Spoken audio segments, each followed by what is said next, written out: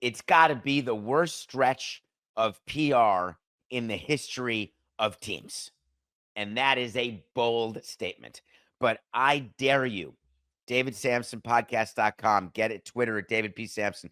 Let me know if there's been a stretch like the Pirates have had. Do you remember it started with the Pirates? There was an article on the front page of the Pittsburgh Post-Gazette.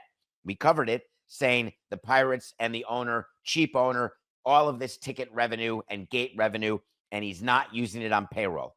Front page, top of the fold in Pittsburgh. 0 for 1. We talked about that. 2, the Roberto Clemente ad on the outfield wall. Remember, they removed it and they put up an advertisement. Then they put it back because the Clemente family was despondent. We went through the statements. 2. 3, the brick program. All of this is this season, and it's only May 7th. Remember, they took out the bricks that had people's names on it. They bought it when PNC Park was built, and they found the bricks in a pile like 20 miles away getting thrown out. So they had to make an announcement. We're redoing it, and it's going to be permanent installation. 3, 4, a guy fell out of the stands. That's 4.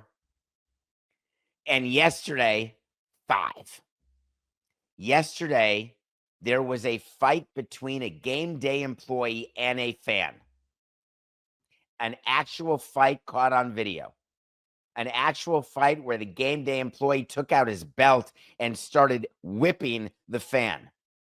A video where the fan spit on the game day employee. A video where there is a story that this fan was rude and inappropriate to a female concession worker, and this game day usher took umbrage with that, and it escalated and ended up as an actual fight. Pittsburgh Pirates had to release a statement. We are aware of the unfortunate incident that occurred following the conclusion of yesterday's game between a PNC Park game day employee and a guest. The employee's behavior was entirely unacceptable, and he was immediately suspended. The incident is currently under further investigation. I was trying to figure out how bad a statement can be when that happens and what I would do if it were in my ballpark.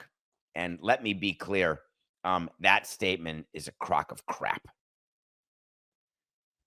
You need to understand that there is a level of human decency that we are not going to permit from those that we allow to come into our ballpark.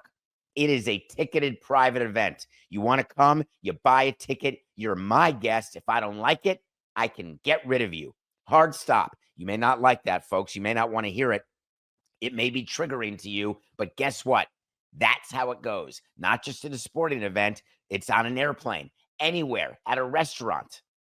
You do not have the right to be where you are. It is a privilege.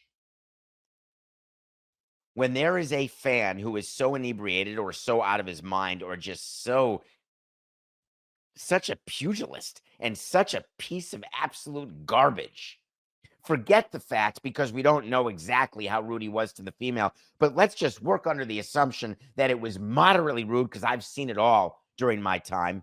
The level of absolute misogyny and condescension by certain fans, it would blow your mind. Racism, the whole package. And what we say to our game day employees who are game day employees, that means that they are a subcontractor of the Pirates. The Pirates have a concessionaire. The concessionaire is responsible to staff the concession stands. The security company you hire is responsible to staff the security people, the ushers, parking.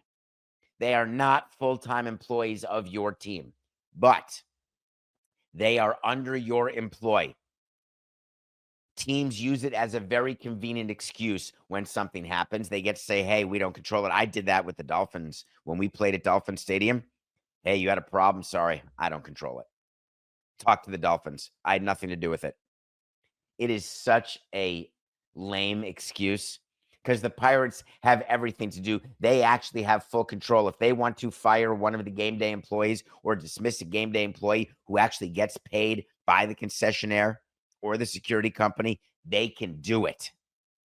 So don't believe that the teams have nothing to do with these game day employees. So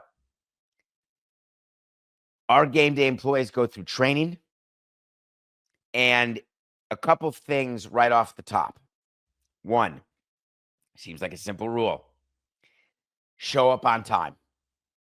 If you do not, you will not be allowed to work. That's a rule. There's a call time depending on when a game starts. The call time is a couple hours before to get your kitchen ready, your concession stand ready, to get your area ready, whatever the case is. Call time. Show up. If you clock in after, there's a time clock. You're not going to work. You're not going to get paid. 2, be courteous to the fans. It's a good rule. It's an important rule. 3, if you see something, say something. Not just what Secretary Johnson would say. It is a true thing that you do within the confines of your game day employees, because at the game, there are police, there's emergency medical, first responders.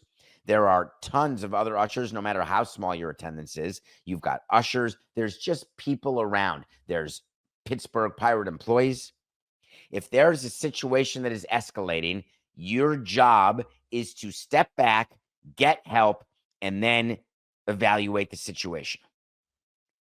We also go through all sorts of rehearsals when you don't have time to do that, whether it's active shooters, whether it's a kid spilling an ice cream cone. There are certain things where you have to act immediately. You don't wait for help. Certain examples where you do. This is an example where this game day employee, when he saw the behavior of the fan, you get help immediately. When the fan spits on you, you do not respond. That said, for the Pittsburgh Pirates to not acknowledge the disgusting, filthy behavior of the fan and to blame it all on the game day employee is a joke. It's wrong. You wouldn't do it. The statement from the Pirates should have been very simple. It is unacceptable the behavior of our game day employee. It is equally unacceptable the behavior of the fan. The game day employee has been terminated immediately. The fan has been terminated from his right to ever attend another Pirates game. And we have reached out to Major League Baseball to make it so this fan can never go to another baseball game anywhere in the country ever again for the rest of his life. We may spend time investigating, looking at video later, but I'll tell you now, these punishments stay, because the video I see, you can't take your belt off as a game day employee, and you are not allowed to spit in the face of one of my employees. Hard stop. And the Pirates are so worried about all their PR missteps that they're just blaming the game day employee without even mentioning something negative about the other person and referring to him as a guest. How about a felon?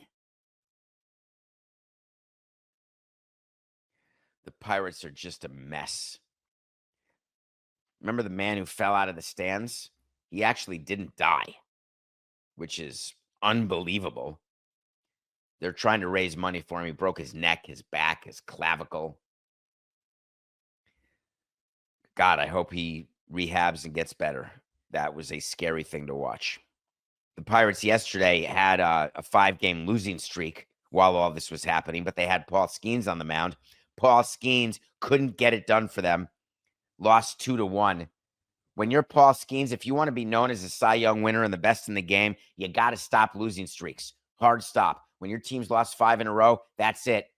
You give them a 1-game winning streak. Skeens could not do it. He's now 3-4 with a 2.77. Do you know the Pittsburgh Pirates are better than only the Rockies and the White Sox? Poor Pittsburgh.